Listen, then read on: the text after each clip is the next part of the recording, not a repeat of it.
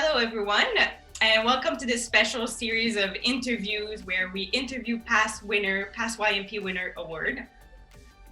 As many of you know, the YMP Awards recognize two young professionals, a male and a female, who during the past year or their career have demonstrated exceptional leadership skills, provided innovative thinking, and value for the companies, their shareholders, as well as for themselves.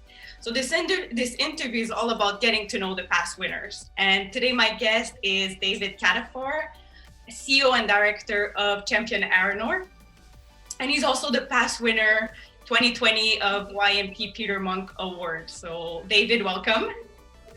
Thank you very much. Hi.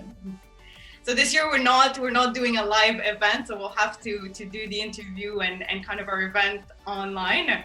So let's just start, I guess, from the beginning, not of your life, but of your career. So how did you get started in the mining industry?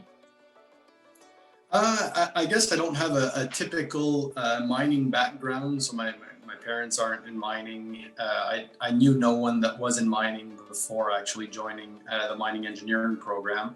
I actually do think one of the reasons was the entry grants that were given to be able to join the program. I love the outdoors, obviously, and I love the challenges associated to mining, but I sort of tried that out. It was interesting because there was only two people in the cohort or in my year when I studied mining engineering, and we were two Davids. So it showed when I didn't go to class. But I think that's what got me into mining. And then I'm very fortunate that I did some fantastic internships. One at Agnico Eagle, which I find is a fantastic company, and that really gave me that initial passion to be able to continue in that field. And then what comes to mind when we talk about success or to be successful? Yeah, I think it's a very large question. It obviously depends on what you view as success. I do firmly believe that a large success is sort of an amalgamation of many small successes. And I think that if I look at for me, what do I find is a success? Well, it's really the relationship that I'm able to create with all the employees, the local communities, in creating such a fantastic project. And that's really what I would view as good success. I think it's people are annoyed of hearing about it, but mining doesn't necessarily have the best rap because of historical reasons. Then again, a lot of fields have a difficult past. But I think one real view of success is being able to create value at the same time as shifting that whole paradigm that mining is done in such a way or such another way. So to build those relationships with the communities, with the employees, while generating shareholder value, I think is a great definition of success.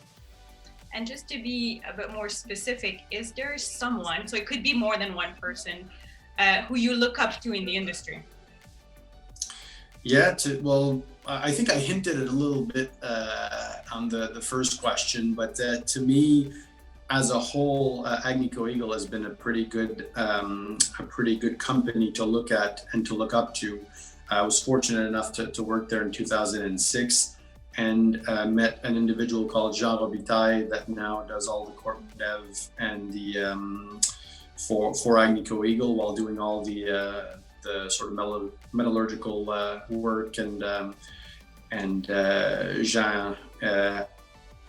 I think if we go back to why mining is such a great field and why we look up to people in mining, is that the people that we look up to are usually accessible. So if I go back to 2006 when I was just a student, well, Jean was an accomplished business person, and he still spent quite a lot of time with me to explain his view of the mining industry and what were the best steps for me to be able to grow. So Jean's obviously been someone I look up to. And the second part to the question, I'd say, is the anybody that works for the CMP being the Canadian Mineral Processors Association.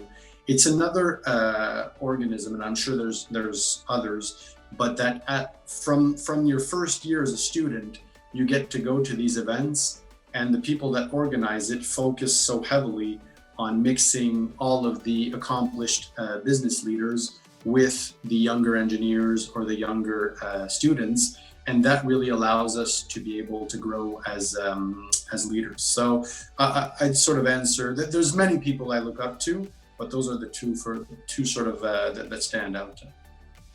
And I guess just taking a different stance, what advice would you give your 20-year-old self? If I look back, I think everyone that has a bit of ambition takes a lot of things very passionately, and depending on how you analyze different situations, sometimes you can surround yourselves with quite a lot of negative thoughts. So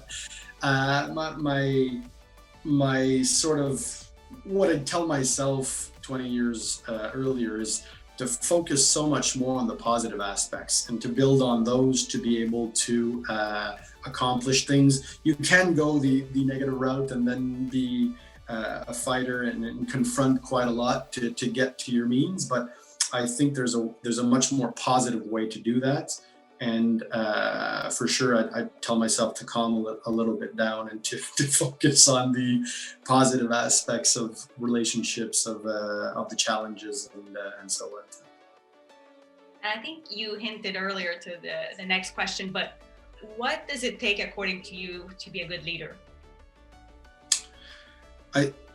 I don't necessarily believe that there are natural born leaders. I think we have natural characteristics that allow us to become leaders and positive leaders. I'd say what's been important for me is to have constant curiosity, always wanting to understand, to speak to people, to understand their point of view. When there's conflict, to try to understand the other person's view, to be able to shift or to maybe adapt the way that we react, and also to have a constant introspect.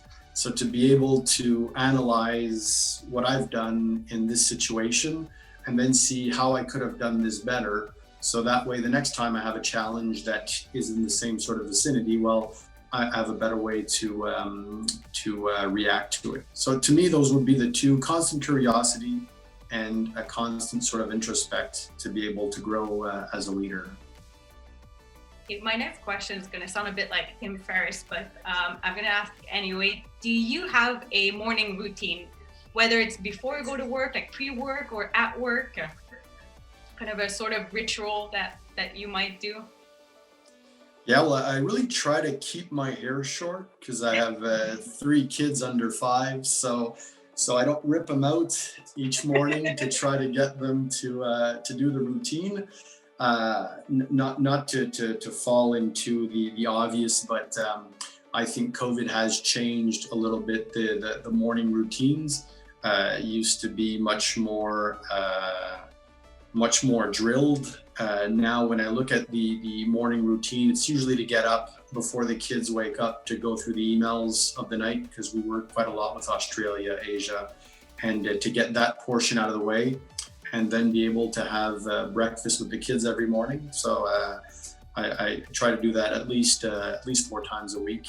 And once that's done, well then I'll usually go for a walk and listen to an audiobook for about half an hour, just to get myself in the right zone to be able to start the day. And then the craziness starts. So typically that's the morning routine. But breakfast is obviously very important. I love to train every day, but I'm not a morning trainer, so I do that later in the day. Good enough. And the next question, a bit more personal, I guess. Which book have you given the most?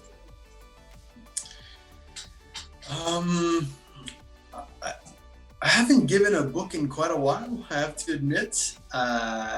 If I go back to when I was working as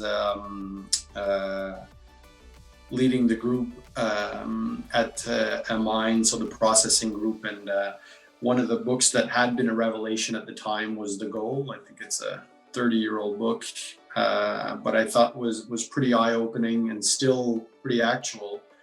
And I think that's the book that I've given the most. I like to share quite a lot of articles, especially on personal growth and how to deal with conflict and so what. But books, I think it goes back a few years. Okay, now just moving ahead and looking at the future, is there any plan you can share with us for 2021, whether it's a bit more personal to you and your role or with the company? Yeah, I think the 2021, I know COVID has hit quite a lot of industries. I think the mining industry has been very resilient.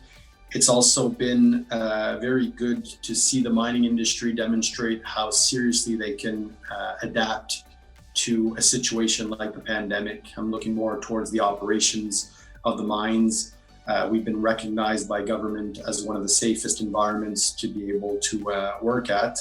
And even though we're in a lockdown, that's allowed Champion to still continue working on its expansion.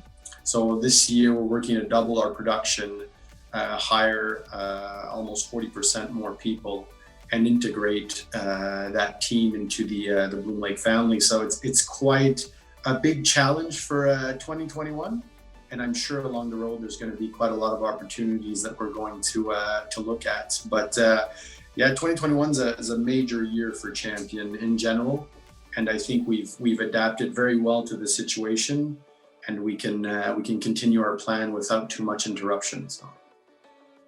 Very good. And just before I let you go and go on with your day, is there any advice you would like to give to our YMP members that are listening to this interview?